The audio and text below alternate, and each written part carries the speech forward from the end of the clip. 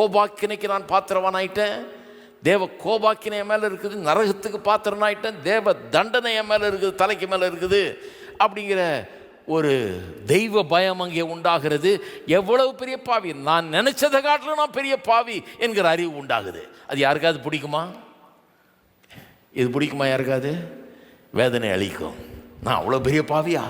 இதுக்கு முன்னாலாம் சொன்னால் நம்ம கோபம் வந்துடும். என்னப்பா என்னென்ன பாவின்னு சொன்னேன், எங்கள் தெருவிலையும் நான் தான் நல்லவன், அவனை காட்டிலும் நல்லவன், இவனை காட்டிலுங்கிற எங்கள் சொந்தக்காரனை காட்டில நான் தான் ஏன் பெஸ்ட்டு அப்படிம்பீங்க. ஆனால் கர்த்தர் சொல்லும்போது அப்படி அடி பணிஞ்சிடுறோம், நமக்கு விளங்க ஆரம்பிச்சிருது. நான் நினச்சதை காட்டிலும் கற்பனை பண்ணதை காட்டிலும் நான் ரொம்ப மோசமானவன், என்னுடைய பாவம் அப்படிப்பட்டதாக இருக்கிறது என்கிற அறிவு முதல்ல வருது. அது ஒரு வேதனையை உண்டாக்குகிறது, வருத்தத்தை உண்டாக்குகிறது. அதே நேரத்தில் சுவிசேஷம் என்ன சொல்லுது? நான் இயேசு கிறிஸ்துவின் மூலமாக கற்பனைக்கு அப்பாற்பட்ட விதத்தில், எண்ணி பார்க்க முடியாத அளவுக்கு இயேசு கிறிஸ்துவின் மூலமாக அன்பு கூறப்படுகிறேன், ஏற்றுக்கொள்ளப்படுகிறேன் என்பதையும் சுவிசேஷம் சொல்லுது. இதுதான் அற்புதம்.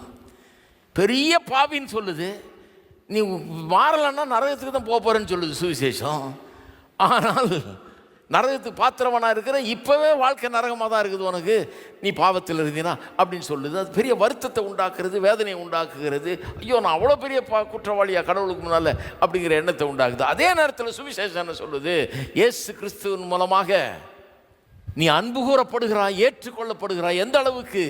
நீ கற்பனையில் கூட எண்ணி பார்க்க முடியாத அளவுக்கு தேவன் உன்னை அன்பு கூறுகிறார்.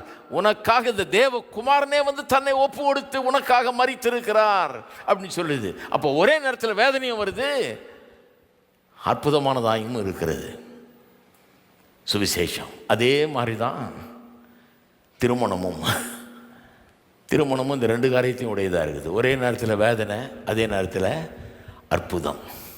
எப்படி வேதனை?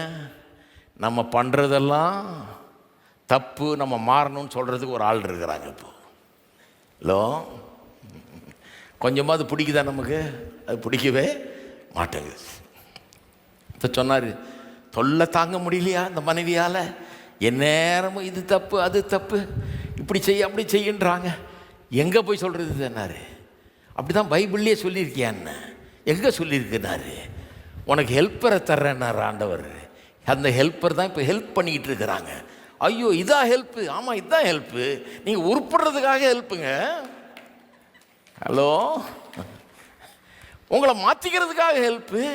கரை இதரை முதலானவைகள் இல்லாமல் பிழையற்றவர்களாக மாற, பரிசுத்தம் உள்ளவர்களாக மாற, சுத்திகரித்து கழுவப்பட